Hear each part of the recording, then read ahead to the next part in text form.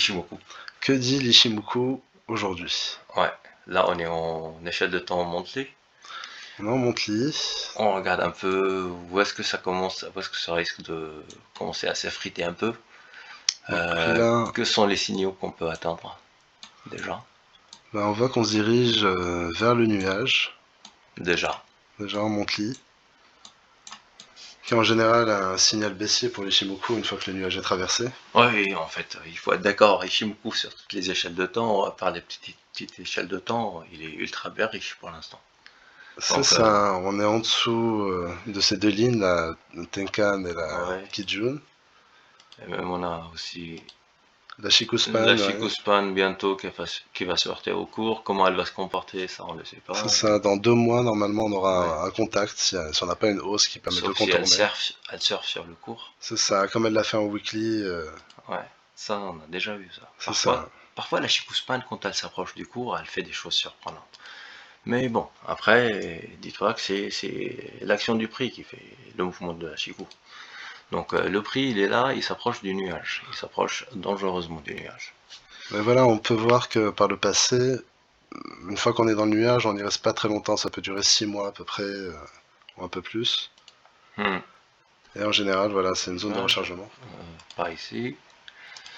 Eh ben, on est prêt à croiser aussi. Et comment ça va se régler tout ça? Dans quel sens ça va partir? Exactement. Donc aussi, il y a ça à prendre en compte. Et on est dans une échelle de temps mensuelle. Mais voyons aussi en échelle de temps plus court terme, hebdomadaire, ce que ça donne. Voilà. Donc là, on a tous les signaux bearish qui sont enclenchés. Voilà. Typiquement, tout ce qui est bearish, on a un Shikuspan sous le cours, sous le nuage, sous tout, quoi. Exactement. Et on est sous la Tenkan, sous la Kinjun et sous le nuage. Et on a aussi déjà un scénario bullish qui peut s'annoncer, c'est qu'on regagne d'abord la Tenkan. Avant, on avait un niveau à 21 200 à peu près. Tu vois, la Tenkan, elle a fini par se recalculer et là on est vers les 20 000. les 20 000. Plus on traîne en bas, plus elle baisse, elle vient nous rejoindre. Tant qu'on la casse pas, qu'on passe pas au-dessus, il n'y a pas de scénario bull. En weekly, elle est intéressante à trader aussi, même si quand on regagne la Tenkan, parfois ce sont des bonnes entrées, et même pour sortir. Hein. Quand on la casse vers le bas? Ouais, c'est ici qu'on l'a cassé vers le bas. Exactement, avec un beau volume d'impulsion. Il y a eu une fausse cassure là, et voilà, mais qu'on pouvait reprendre par ici. Mais là, c'était la cassure. Donc la Tenkan, c'est quelque chose d'Ishimoku qui est très intéressant à voir.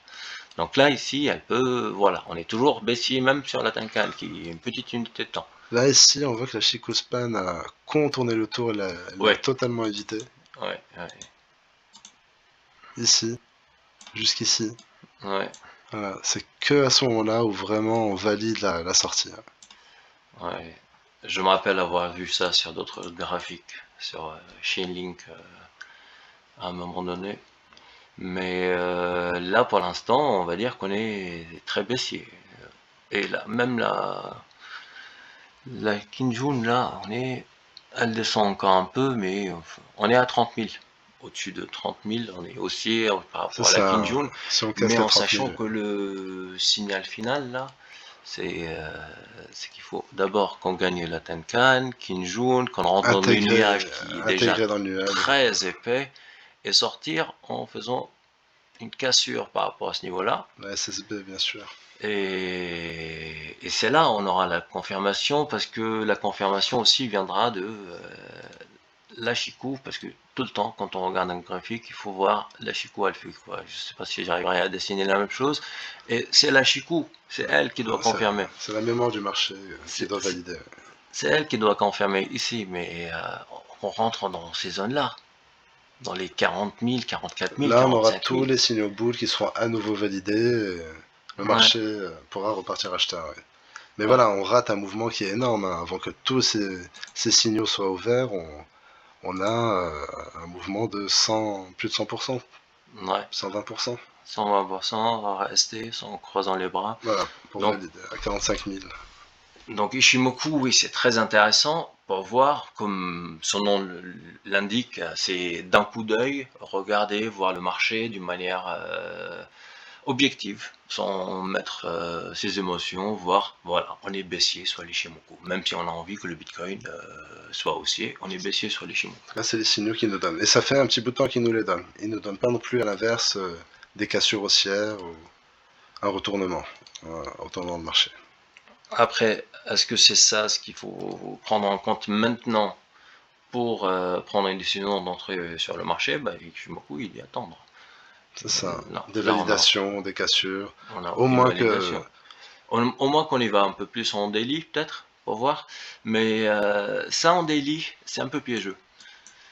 On a une tentative de percer ici, mais qui a échoué, qui a été rejetée.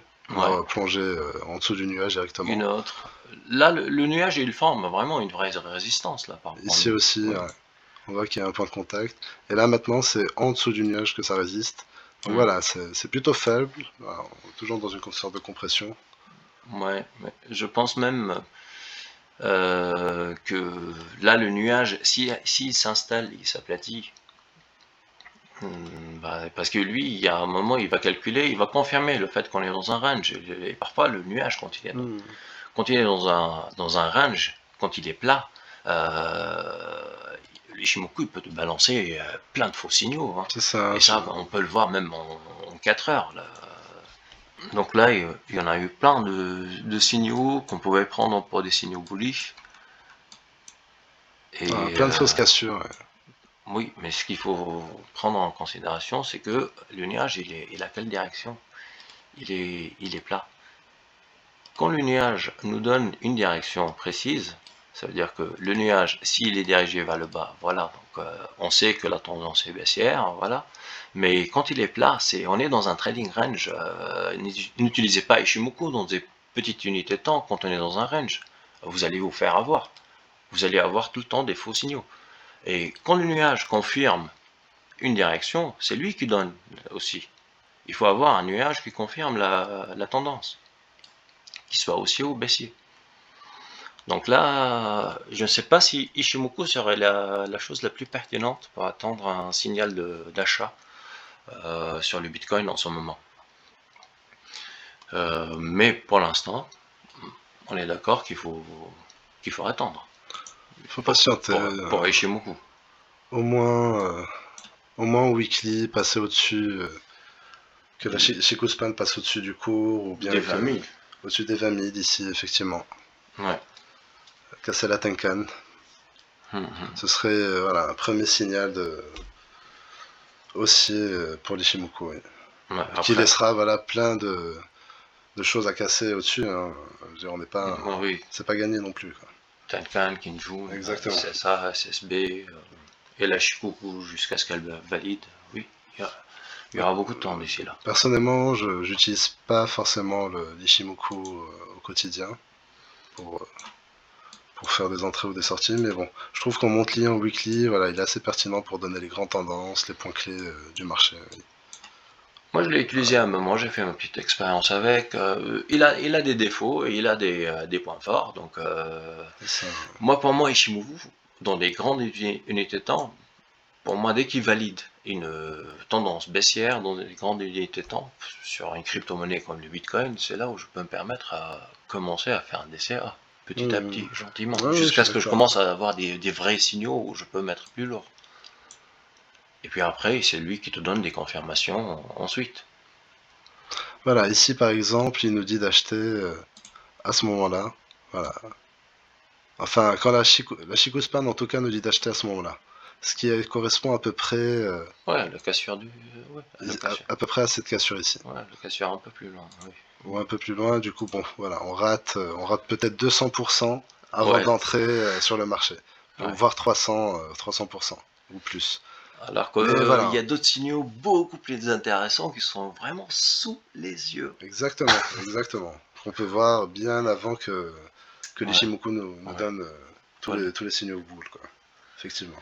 Donc sur ce, on a des signaux boules et on a des signaux très très bears. On va juste voir les deux. T'as mis le stochastique aussi, tu voulais voir ouais, j'aime bien utiliser le stochastique à toutes les échelles de temps. Voilà, il nous donne un petit peu la tendance du marché. Et on peut voir ici en monthly que il est prêt à croiser boule, que la ligne bleue est prête, enfin le ruban est prêt à se retourner boule. Là, il était bear depuis ce moment-là, en novembre 2021. Et donc voilà, depuis il est bear et il a l'air de vouloir passer au-dessus. Pour l'instant, voilà, c'est rejeté. Il faut voir dans 1 mois, 2 mois, voire 3 mois comment ça réagit. Mais voilà, en général, quand il est en survente comme ça, il reste pas très longtemps. Et en général, voilà, le ruban recroise pour un marché haussier comme ici. Ici, voilà. Bon, après, à voir. C'est une figure qui demande de mûrir encore. C'est ça. Encore beaucoup plus de à mon consolidation. Avis, il y en a pour au moins 3 mois, 6 mois avant qu'il y ait un vrai ruban qui se dessine, une vraie tendance. Oui. Bon, donc pour l'instant, malgré les choses positives, on est dans un contexte baissier sur Ishimoku. Ça, il faut pas le nier. C'est ça, graphiquement, au niveau de syndicateur, on est baissier, clairement. Et il y a encore des signaux baissiers qui peuvent arriver, hein, si on casse ici et ici. Oui. Voilà. Les zones clés à surveiller en ce moment sur l'Ishimoku, ça va être ici, ce point de contact en monthly. Et comment ça va réagir ici. Voilà. Ouais. En sachant, oui, le nuage il est pas très épais ici, on peut le percer facilement. C'est ça. On peut traîner, mais voilà. Pour l'instant, c'est tout ce qu'on peut dire sur l'Ishimoku. En restant, voilà, sur des grosses time frames. On poursuivra ça avec d'autres vidéos selon l'évolution du Bitcoin et on verra le graphique aussi ensemble la prochaine fois avec d'autres indicateurs, d'autres manières de voir les choses. Et on continue à chaque fois avec notre petit rituel, nos discussions. Et donc d'ici là, on prépare une autre vidéo. On vous dit à très bientôt.